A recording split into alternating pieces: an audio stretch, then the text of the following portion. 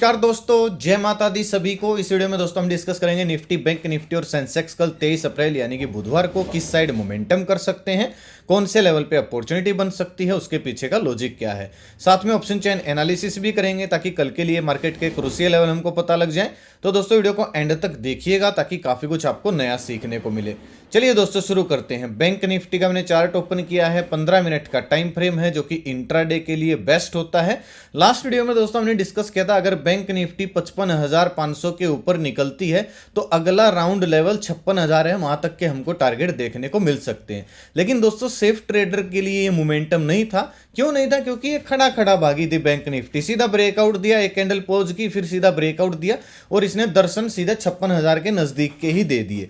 अब safe trader के लिए भाई मोमेंटम तब होता जब यहां पे कोई प्राइस एक्शन बनता, लेकिन स्कैल्पर हैं या फिर जो ऐसे खड़ी खड़ी मार्केट में भागती हुई मार्केट में काम करते हैं उनको जरूर बेनिफिट हुआ होगा। अगर किसी ने कल की वीडियो देखी होगी तो सेंसेक्स का और निफ्टी का मैंने कल आपको लॉजिक के साथ बताया था कि काम मत कीजिएगा, दोनों बहुत खतरनाक लेवल पे बंद हुए थे, साइडवेज हो सकते हैं। और आज आपको कारण भी समझ में आ गया होगा मैंने क्यों मना किया था सेंसेक्स और निफ्टी के अंदर काम करने को। हालांकि हम सोच रहे थे बहुत बड़ा गैप डाउन ओपनिंग होगा, लेकिन भाई इसने बिल्कुल इग्नोर कर दिया ग्लोबल मार्केट को। कोई ग्लोबल मार्केट को इसने ट्रैक नहीं किया, बल्कि आज तो गैप अप ओपन हुई है। इतना ज्यादा ग्लोबल मार्केट नेगेटिव थी, फिर भी अपनी मार्केट आज हल्की फुल्की कहीं ना कहीं गैप अप ही खुली थी। अगर फिलहाल देखूं मैं ग्लोबल मार्केट तो काफी बुलिश चल रही है, डाउ जोन्स और नेस्डेक, लेकिन इन पे भाई अभी भरोसा करना कठिन है क्योंकि अमेरिका और चीन का अलग ही चल रहा है। अपने जो देश हैं जिन पे टैरिफ हटा है वो थोड़ा सा अलग फेवर में चल रहे हैं, इसलिए अभी ज्यादा ग्लोबल मार्केट को आप ट्रैक मत करना। हाँ, ओपनिंग हो सकती है, कल हो सकता है गैप अप ओपनिंग हो जाए, लेकिन तीनों तरह के सिनेरियो हम डिस्कस करते हैं। हमने क्या क्या डिस्कस किया था वो हम देखेंगे। मैंने चार्ट भी शेयर किया था, डेटा भी शेयर किया था। पहले ये देख लेते हैं बैंक निफ्टी में कल कहाँ पे मोमेंटम मिल सकता है। देखिए क्लोजिंग आई है बैंक निफ्टी की 55,647 पे, नीचे मूविंग एवरेज है 50 दिन का 55,300 के आसपास।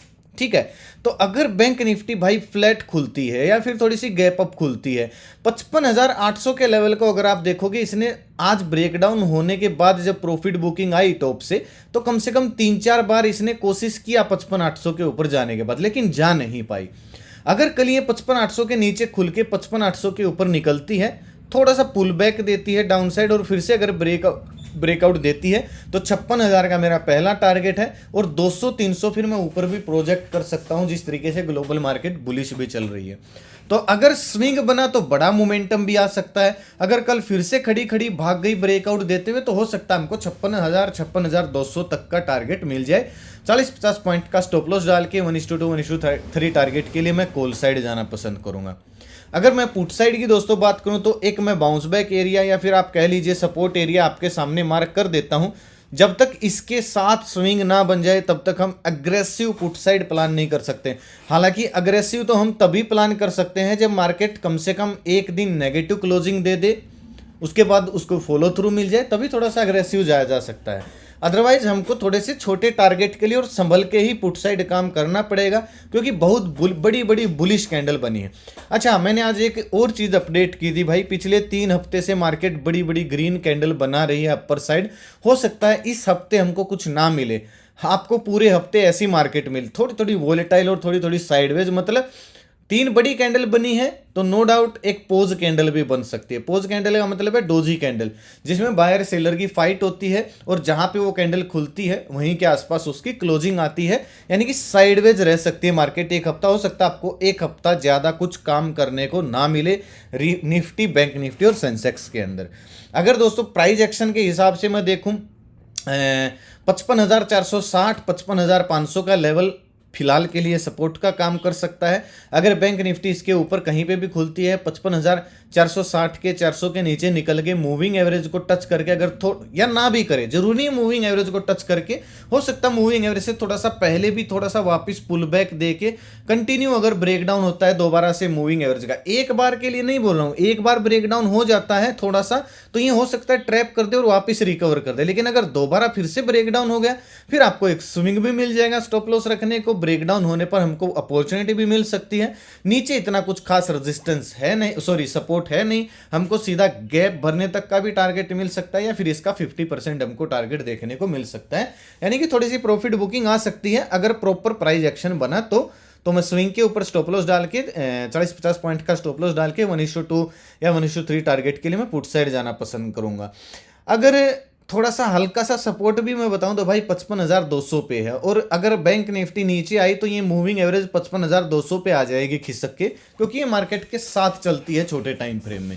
ठीक है, तो कहीं ना कहीं मार्केट अगर फ्लैट खुले या बैंक निफ्टी गैप डाउन भी खुल जाती है, आप बस ये कोशिश करना ये 55,500 के नीचे एक पुल बैक दे के एक स्विंग बना दे, चाहे वो फ्लैट खुले, गैप डाउन खुले या फिर गैप अप खुले, कहीं पे भी खुले एक स्विंग जरूर बनना चाहिए। बिना स्विंग बने दोस्तों ना तो आपको स्टॉप लॉस रखने की जगह मिलेगी, ना आपको ये पता चलेगा कि मार्केट खड़ी खड़ी गिरी है तो कहाँ से रिकवर करेगी, कहीं से भी रिकवर कर सकती है। लेकिन अगर एक पुल बैक मिल जाता है तो यहाँ पे एक तरीके से सेलर की मार्केट हो जाती है, क्योंकि सेलर को शॉर्ट सेल करने के लिए स्टॉप लॉस रखने की जगह मिल जाती है। इसलिए मैं बोल रहा हूँ स्विंग या प्राइस एक्शन बहुत ज़्यादा इंपॉर्टेंट है। अगर मैं गैप अप की बात करूं जिसके चांस लग रहे हैं ग्लोबल मार्केट को देख के, तो गैप अप खुल सकती है भाई 56,000 से लेके 55,800 के बीच में गैप अप खुल सकती है। तो इस लेवल को, अपने लेवल को इसको मार्क करके, अच्छा एक बंदा मुझे बोला था कि आपने 56 से 55,800 के बीच में गैप अप बोला था, अगर 56,000 के ऊपर खुल गई तो आपका एनालिसिस खराब ही हो गया, फेल ही हो गया। भाई ऐसे नहीं होता है, मैं आपको हमेशा गैप अप का लॉजिक समझा के आया हूँ। या तो वो बंदा डेली एनालिसिस की वीडियो नहीं देखता, 55,800 656 के बीच में नहीं बोल रहा था, कई दिनों की बात है, तब बोल रहा था मार्केट कि अगर इस लेवल के ऊपर खुल गई तो एनालिसिस खराब हो गया। भाई मैं कम से कम आपको 40 से 50 बार बता चुका हूँ गैप अप मार्केट में या बड़े गैप डाउन में कैसे काम करना है। पहली बात तो अगर बहुत बड़ा गैप अप या बहुत बड़ा गैप डाउन लगी है, मार्केट तो खुली है, तो 1-1.5 घंटे तक तो आपको कुछ मिलेगा ही नहीं, स्ट्रेटजी ही नहीं बन सकती 1-1.5 घंटे तक। अब 1-1.5 घंटे के बाद आपको कहां पे ट्रेड मिल सकता है? मान लीजिए गैप अप खुल गया कल, तो ये दो ही साइड तो जा सकती है ना। अगर नीचे आई तो ये गैप भर के वापस बुलिश बन सकती है, तो अगर गैप भरने के बाद इसने बुलिश कैंडल बना दी तो दिन का लो स्टॉप लॉस डाल के मैं रिकवरी प्लान कर लूंगा। दूसरा पॉइंट क्या हो सकता है, गैप अप खुले नीचे ना आए, सीधा ऊपर जाए, तो भाई कहीं ना कहीं से तो एक मोड काटेगी ना। मान लीजिए 2-15 मिनट की कैंडल बना दी, तीसरी चौथी कैंडल में रीटेस्ट कर दिया और फिर से अगर ब्रेकआउट दे दिया, तो हमको स्विंग भी मिल गया, ब्रेकआउट के ऊपर अपॉर्चुनिटी भी मिल गई। तो ये होती है भाई रियल ट्रेडिंग, जो मैं आपको समझाने की कोशिश करता हूं, इसी को रियल प्राइस एक्शन बोलते हैं। कुछ ऐसे सटोरी होते हैं भाई, गैप अप खुलते ही आपको बहुत सारे यूट्यूब पे भी मिल जाएंगे ऐसे बंदे बोलते हुए 5 मिनट की स्ट्रेटजी, बैंक निफ्टी में खुलते ही 10 मिनट काम कीजिए, सारा दिन आराम कीजिए। भाई मत पड़ना इन लोगों के चक्कर में। आप खुद सोच के देखिए, जब तक एक 15 मिनट की कैंडल भी क्लोज नहीं हुई है, 1 घंटा मार्केट सेटल होने में लगाती है, कौन सी स्ट्रेटजी लगा लोगे भाई? कोई स्ट्रेटजी बनती नहीं है पहले 1-1.5 घंटे के अंदर, अगर कोई सेटल होने के बाद काम करता है। और पहले आधे घंटे तक तो बिल्कुल मतलब चांस ही नहीं है कोई स्ट्रेटजी लग जाए। आधे घंटे के बाद तो हो सकता है 5 मिनट में आपको रीटेस्ट मिल जाए, ब्रेकआउट के बाद या ब्रेकडाउन के बाद आपको रीटेस्ट मिल जाए, लेकिन भाई आधे घंटे में तो 2 ही कैंडल बनती हैं, कौन सी स्ट्रेटजी लगा दिया आपने? तो ऐसे लोगों से बच के रहा करो। अगर गैप अप खुलती है, ऊपर भागती है, स्विंग नहीं बनाती है, सीधी भागती है, इसका मतलब उस दिन मार्केट काम करने लायक नहीं है। अपना लॉस होने से बचा लेना भी प्रॉफिट है। आज मैं आपको अगर निफ्टी के बारे में बताऊं, बैंक निफ्टी का तो आई होप आपको पॉइंट समझ में आए होंगे। अब निफ्टी का देखिएगा, निफ्टी ने क्या किया, तकरीबन गैप अप खुली थी, रेजिस्टेंस के बिल्कुल पास में खुली, 24,200 के आसपास खुली।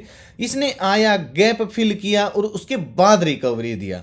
ठीक है, ये आप अगर रिकवरी भी देखोगे तो कम से कम 1 घंटा लगेगा इसको प्राइस एक्शन बनने में। उसके बाद जब ये नीचे आ रही थी तो यहां पे डेटा इसका फ्लैट प्लस पॉजिटिव था, रीटेस्ट हो रहा था, तब मैंने पेपर ट्रेड के लिए कॉल साइड मैंने प्लानिंग की थी। ठीक है, हालांकि कोई रियल ट्रेड नहीं होती है। कई बार परसों जैसे हमको 800 पॉइंट मिल गए थे, उनका भी कोई फायदा नहीं है। और आज हम ऐसे के ऐसे निकल गया, मैं उसमें से क्यों निकल गया? क्योंकि मैंने आपको कल बारीकी से समझाया था, सेंसेक्स की एक्सपायरी है, नहीं जाने देंगे ये किधर भी मार्केट को।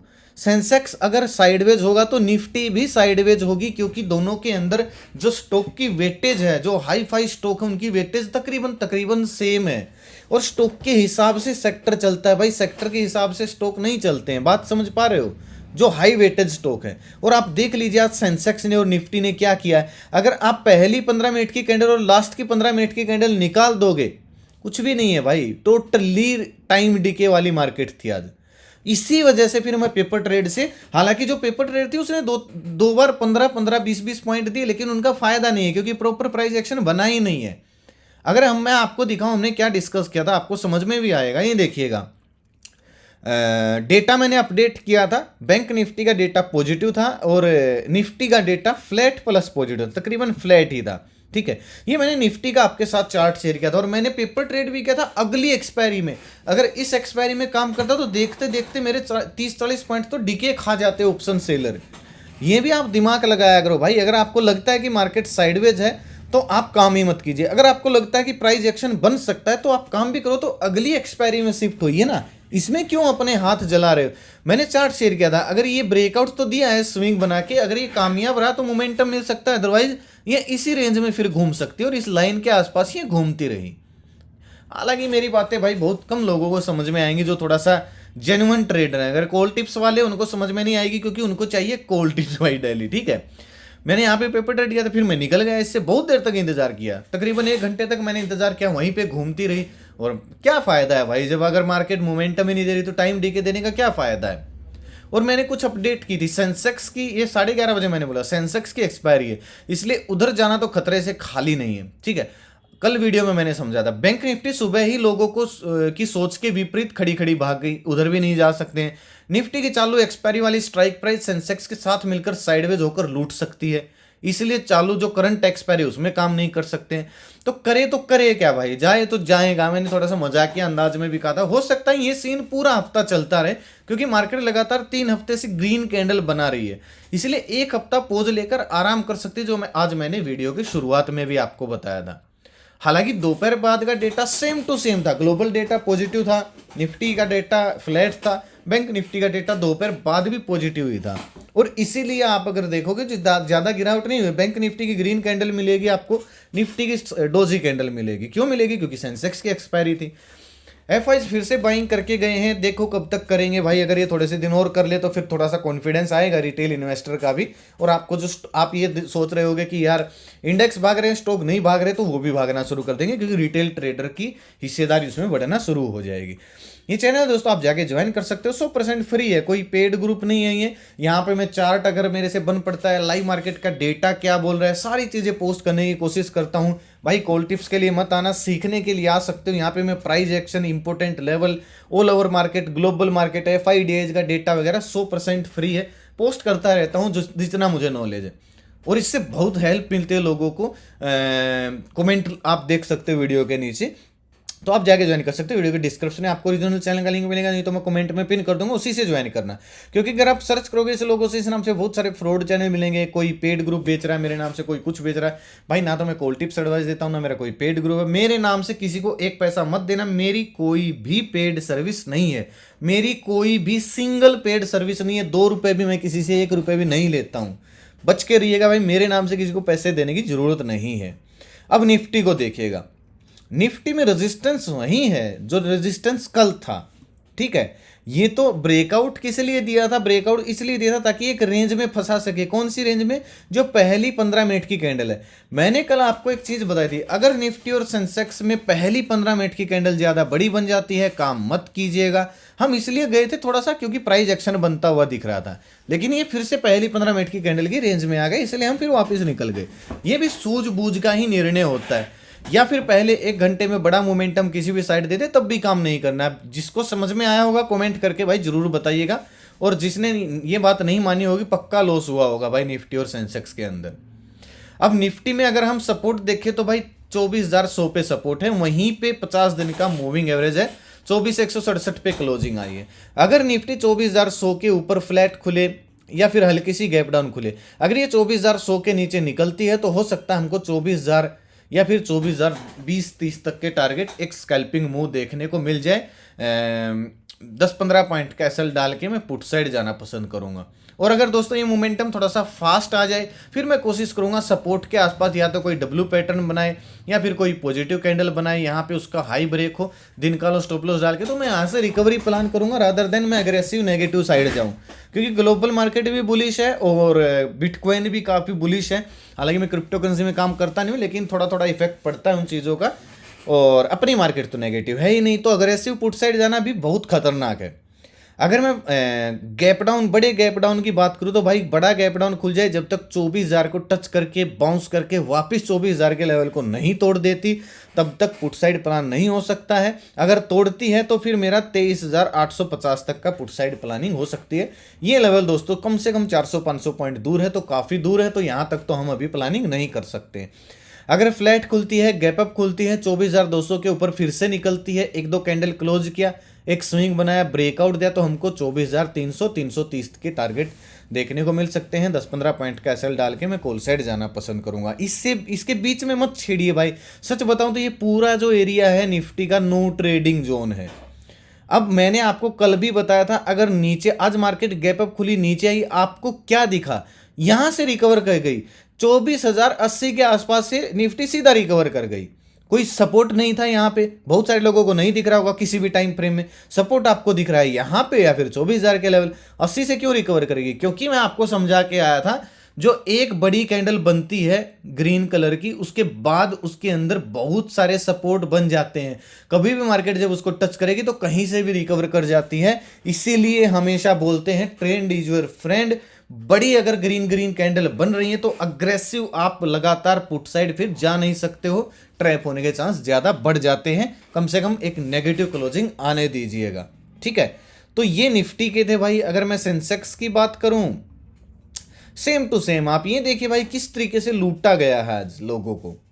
सेंसेक्स भी याद रखिएगा, ऊपर जो लेवल है 79,700 का लेवल है, ठीक है। अगर ये फ्लैट खुलता है, गैप अप खुलता है 79,700 के ऊपर एक दो कैंडल क्लोज करे, थोड़ा सा नीचे आए और फिर ब्रेकआउट दे दे 79,700-800 का, तो फिर हमको 80,000 का पहला टारगेट मिल सकता है। 100-200 पॉइंट ऊपर भी फिर ये निकल सकता है। बात समझ पा रहे हो? और अगर ये डाउन साइड आता है तो 79,300 के आसपास 50 दिन का मूविंग एवरेज है। फ्लैट खुले, बड़ा गैप डाउन खुले, 79,300 को टच करके थोड़ा सा बाउंस करने दीजिएगा। फिर से अगर 300 के नीचे निकल रहा है तो पहला टारगेट 79,000 का हो जाएगा। दूसरा टारगेट हो सकता है हमको गैप भरने को भी मिल जाए। यानी कि मार्केट आपको रास्ता दिखा देगी। अगर आप आजकल ये वाली कैंडल ब्रेकडाउन होते ही प्लानिंग करोगे, क्या पता 100 पॉइंट नीचे आए, आपका प्रीमियम बढ़ेगा भी नहीं, फिर से रिकवर कर जाए, ट्रैप कर देगी। कोई स्ट्रेटेजी लगी? ये तो तुक्के वाली और सट्टे वाली ट्रेड हुई ना। तो स्ट्रेटेजी के बिना काम नहीं करना चाहिए। फ्लैट खुलता है, अगर सेंसेक्स कल बिल्कुल फ्लैट खुला तो बहुत देर तक हो सकता है ये काम करने लायक ना रहे। फ्लैट खुलता है तब 79,700 के ऊपर निकलने देना। नीचे अगर बात करूँ तो 79,300 के बीच में नीचे निकलने देना। इसके बीच में सेंसेक्स नो ट्रेडिंग जोन है। अगर कल फ्लैट खुला तो, गैप डाउन खुला, ब्रेक डाउन दिया, स्विंग बना तो प्लानिंग हो सकती है डाउन साइड। गैप अप खुला, ब्रेकआउट दिया, स्विंग बना तो प्लानिंग हो सकती है अपर साइड। अगर मैं ऑप्शन चेन की भाई बात करूं, अब आप निफ्टी के ऑप्शन चेन देखिएगा, आप ये देखिएगा पुट कॉल राइटर बैठे हैं 1,23,000 24,200 पे, मंदी वाले बैठे हैं। सपोर्ट आपको दिखेगा 24,100 पे, यानी कि ये 100 पॉइंट की रेंज है। मैन जो आपको सपोर्ट दिख रहा है वो 24,000 पे दिख रहा है। 1,40,000 तेजी वाले बैठे हैं, यानी कि नीचे पूरा एरिया सपोर्ट रेंज है, कहीं से भी निफ्टी रिकवर कर सकती है। 200 के ऊपर निकलती है तो हमको आराम से 300 का भी टारगेट देखने को मिल सकता है निफ्टी के अंदर। 10:30 बजे से पहले ऑप्शन चेन देखनी नहीं है, और डेटा जो होगा वो मैं आपको अपडेट कर ही देता हूँ। ऑप्शन चेन से तो कहीं ना कहीं ज़्यादा एक्यूरेसी है डेटा की। अगर मैं, क्योंकि वो कई चीज़ों को कैलकुलेट करके दिया जाता है, खाली ऑप्शन चेन को कैलकुलेशन में नहीं लाया जाता है। अगर मैं ऑप्शन चेन बैंक निफ्टी की देखूँ तो 500 पे सपोर्ट है हल्का सा, ठीक है। फिर 300 पे भी सपोर्ट है, 55 355, 500 पे भी 26,000 और 29,000 का ओपन इंटरेस्ट है तेजी वालों का। मेन सपोर्ट आपको 55,000 पे देखने को मिलेगा। ब्रेकआउट लेवल 700 ही है, अगर 700 के ऊपर निकल गई तो हमको 56,000। मेन रेजिस्टेंस जो अगला है राउंड लेवल है 84,000, मंदी वाले बैठे हैं, तो यहाँ तक का हमको टारगेट देखने को मिल सकता है। तो दोस्तों ये लेवल है निफ्टी और बैंक निफ्टी के। वीडियो कैसा लगा? अच्छा लगा तो लाइक और शेयर जरूर कीजिएगा, ताकि जरूरतमंद लोगों तक आसानी से पहुंच जाए। अपना कीमती समय निकाल वीडियो देखने के लिए बहुत बहुत धन्यवाद। भगवान करे आपका दिन शुभ रहे। मिलते हैं कल एक नए वीडियो के साथ, तब तक के लिए बाय बाय। जय माता दी, जय हिंद।